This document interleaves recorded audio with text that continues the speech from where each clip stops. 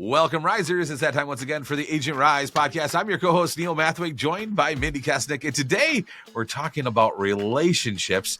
And Mindi, is this something that we overthink with relationships? We overthink it and we also overcomplicate it. And I think it's because we always attach it to like our job and our to-do list. It's like we put this pressure on ourselves that it's like a task instead of just who we're created to be. We're all created to be in relationship, right? As a human being. So I would say that's probably the biggest problem with people's relationships and business is just that it's like you said, they overthink it. That's right. And today what we're going to cover is like how to stop overthinking it, right? And how to just be a good friend to people and just build relationships. And we'll tell some stories around that and just different scenarios that you can use to help build those relationships. And then we're going to also wrap up today by giving you some ways to systematize the relationships, or, keep you're in touch with your sphere on a daily basis, and building those relationships without making it feel like a task. Because I think I love the way you say that, Mindi. It's like we just have to be good friends with people. And I think that too many of us like look at relationship building, like networking, like it's a to-do list. Like we got to check this off and get so many engagements and maintain so many relationships. And we see it differently, don't we? Yeah. And I think one of the things to keep in mind is it doesn't have to look like everybody else's to-do list, or it doesn't have to look like the way that other people nurture relationships. Like, be authentic in it. What does it look like for you? What just feels natural? If you take your career out of it completely and you just think about the way that you are in relationship or want to be in relationship with your actual friends and family members, it shouldn't be difficult. And if it is really difficult, then maybe you're in the wrong career. Right. Because it is, and not to say that you can't be bad at relationships and a good real estate agent, but it does make it a little bit more difficult. And you're probably looking at buying some leads, right? If you're looking to grow your business authentically, if you're looking to grow your business from a referral standpoint and, sphere of influence standpoint, you should know how to just be a good friend, and you should have a lot of decent friends in your life. And what does that look like? And how do you enjoy being in relationship with them? And then just do more of that. That's it. Now, when we get down to thinking about how do we maintain these relationships and help in this area, one of the things is like you come from a place of love, right? You really need to love people and take care of people and care about people. And I think that, like one of the examples we were talking off air is like during the recent storm, just calling the people that you care about and make sure everybody's okay. Mm-hmm. Yeah, we just got dumped on in Wisconsin. We just got over 18 inches of snow in the matter of 3 days, which is not something that I remember getting in a long time. And so I just reached out to the people that I knew had moved in the last year from out of state and just said, hey, did you survive your first blizzard? How are you guys doing? Kind of made a joke about it. And they loved hearing from me. And it was an authentic reach out on my behalf, because I really did want to just know how they were doing after the storm. And they loved it. And it's, it was a good way to just touch base with people that I haven't. And that's just one example. Like, just you can find something like that pretty much any day or week of the year to use as a reason, not an excuse, a reason to just check in on people. And Mindi, this goes really well with networking as well. When you look at networking, often, I think most of us, we go into a networking event and we go in and we like, well, what's in it for me? What am I going to gain? Who am I going to meet? Who's going to help me? Who's going to be my next customer? And instead you go into a networking event with a place of curiosity, and you go in there with a heart of, how can I serve them? How can I help them? How can I benefit them? And I see that in the same way that we maintain relationships, right? That's the obvious one for networking, or going to a networking event. But are you doing that with all of your relationships? Are you seriously trying to help people and serve people? And like when we follow up, like say with a seller, when we follow up with a seller, often we're checking in to see if they're ready to list their home. Instead, follow up with what they need. What can you provide them? Yeah, I love that. And I think, honestly, I think that is the nail on the head of why we overthink relationships. Because I think you're right. I think that what we do is we're like, when we sit down and we're like, oh, we got to get these engagements out, it's the focus is on us. And when if you can just flip flop that, it makes everything more enjoyable. And I think it ends up making it way more impactful and ultimately more successful. And so it's almost like when you're not doing your engagements and when you're not doing your relationships with that goal and that need, that almost that like scarcity mindset, it ends up working. That's it. And part of that's because it is more authentic. It's like we're meant to serve people, we're meant to care for people, but we get in our heads that we have to serve people and we have to do these things. That's it. One of the reasons why we tend to not want to call people is because we get rejected, right? If we're selling something and they don't respond, we feel that rejection, and that makes it hard for us to make another call. When you're calling to give somebody something, if they reject you, oh, well, I'm just calling to give you something, right? Mm-hmm. So when you come from the place of contribution, when you're calling to follow up with maybe a buyer that's looking for a house, call them with a house, right? Don't call them to check in and see how their house searching is going. Call them with what they need. If you're calling a seller and following up with a seller that you're maintaining a relationship with, remember what they need. What project are they working on? What would they need? Another contractor? Do they need another estimate? How is this project going?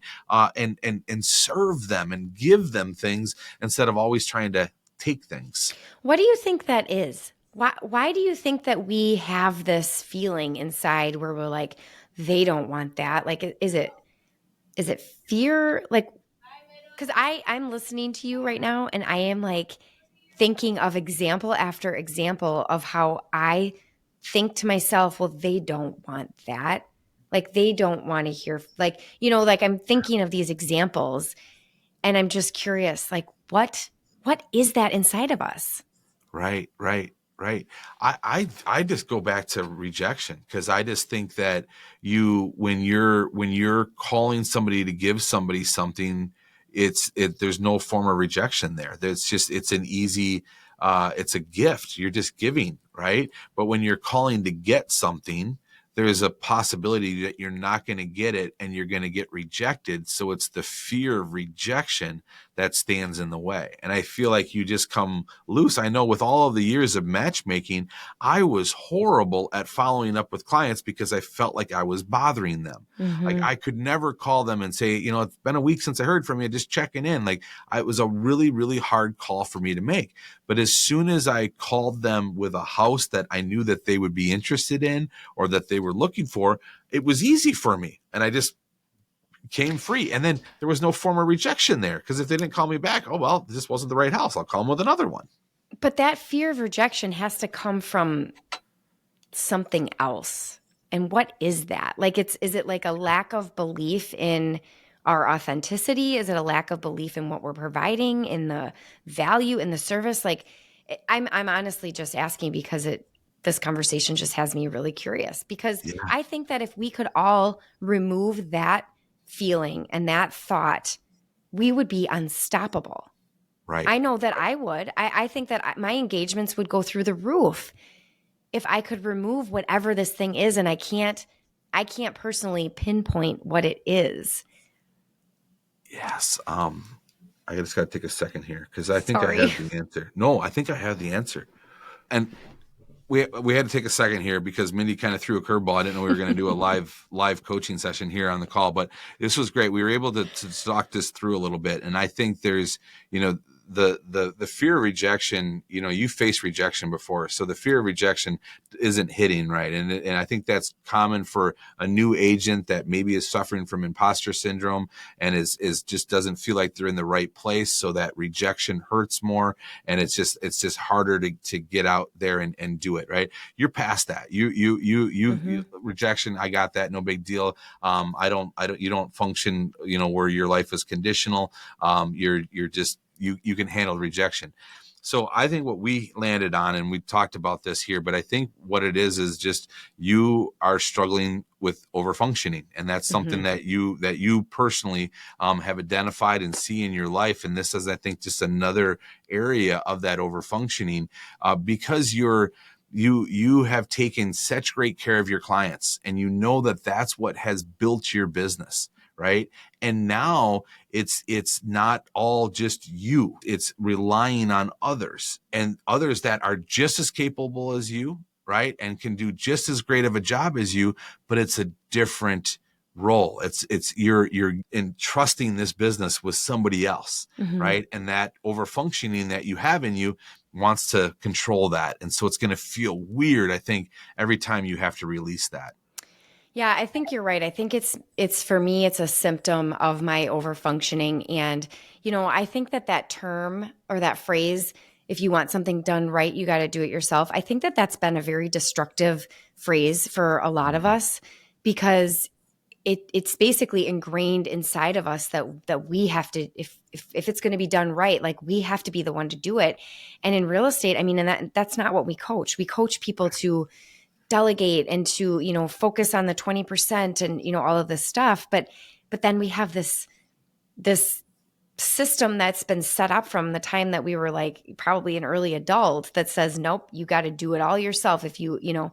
And so maybe, I guess the point of all of this today is that if you are one of those people who struggles with your engagements, like there's something there, because getting engagements should be fun. That should be the fun part of the job, because like you said, Neil, we're calling to serve and to help. And if they don't need it, that's okay, great. You don't need it. I'm here for you when you do. It should be an easy, fun conversation. And if it's not for you, dig into that a little bit.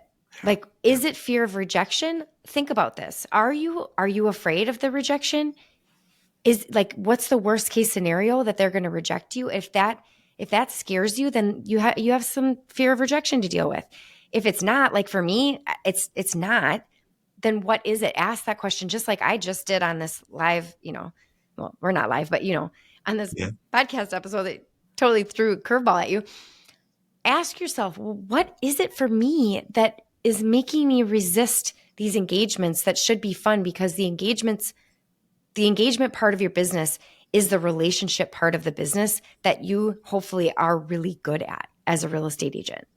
So I think the whole point is, maybe it's not what it is for me. Maybe it's not the rejection, but what is it if you are struggling with those engagements and picking up the phone or whatever? There's a belief there that's standing in your way, and it's making it hard. And the great thing is we understand that it's not more motivation, not more determination. It's none of that. It's really just allowing yourself to, see what's standing in the way, what roadblock is there, and getting it out of the way so that you can have fun and that you can actually enjoy it. And I think it comes with the mindset. It's how you look at those relationships.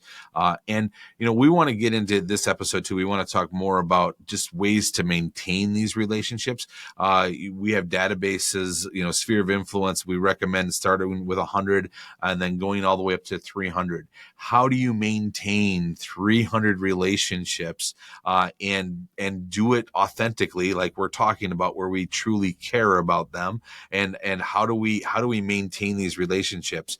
We're going to give some the main ways, and we'll just give them to you here, and then we'll talk about them each. But we're huge believers in a monthly newsletter. Maintaining that relationship on a monthly basis, where they're getting a piece of mail from you every single month, is so important. The next one is events. We really believe in doing client events, and at least one a year. I love having a staple event that you have every year that you can remind your clients that it's an annual thing. But if you don't do that, whenever you can do events, insert events, and we'll talk more about that here. And then gifts. Gift giving is just such a great thing to drop by and to give gifts. And then the last one we got written down here is ask for referrals. You cannot be afraid to ask for referrals. So let's talk more about each of these, Mindi, here. Newsletters, we're big fans of newsletters, right? Yeah. And I just want to share quickly one way that I totally botched my newsletters in the beginning.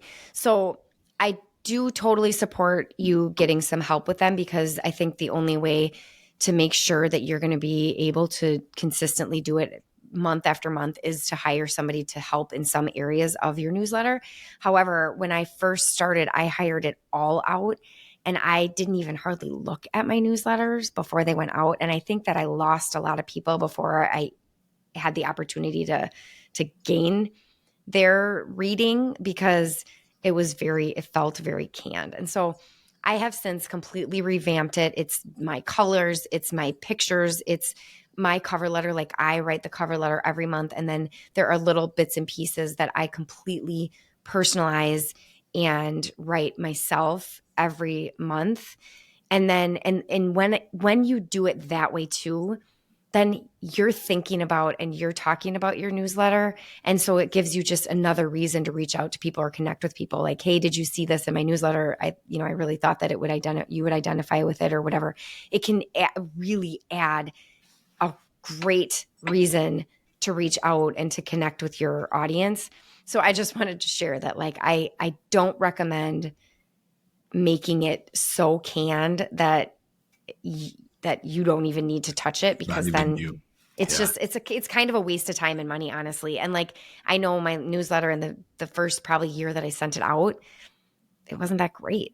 And I was just doing it as that task, where now it's something that I care about. And I change it up. I put different pictures depending on like the holiday of the month, or it's very much personalized now, and it's something I actually care about. And so then therefore I can use it for all these other reasons throughout the month too. Yes. And I think back to, when I started my newsletter way back in the day, the internet wasn't even out there yet, Mindi. That's how old this was. But back in the day, we couldn't even email newsletters. We only could mail them. So, but back in the day, and my first newsletter was called the Mathweg Minute, right? It was the most homemade, cheesiest looking newsletter. Like, they knew that I put my heart and soul into it. And then later I went to Service for Life, and then got it a little bit more into templated and looking a little bit more dialed in every month. But it was still me, right? Your newsletter really has to be you. It has to know that it's coming from you. I also at the time was receiving a newsletter from my financial planner, and you could tell his was just super canned. It was just from his company, and it was a magazine, and then his photo was in the back corner of it, right? And I knew that he didn't put anything into that magazine. As nice as it was, he didn't put anything in. He just subscribed to it and sent it to me. Where the newsletter, if it looks like it comes from you, it's coming from the heart. The other thing too, I were talking about newsletters, just some important components to make sure you include in your newsletter is to make sure you have the mention of people that are referring you. And we call this our thank you section, where you are thanking those that refer you, because those that you're thanking that are referring you, others are going to see that, and it's only going to bring more referrals. So it gives you an opportunity to thank them, and then also message them and say, hey, make sure you open up the newsletter. Your name's on the inside of the newsletter.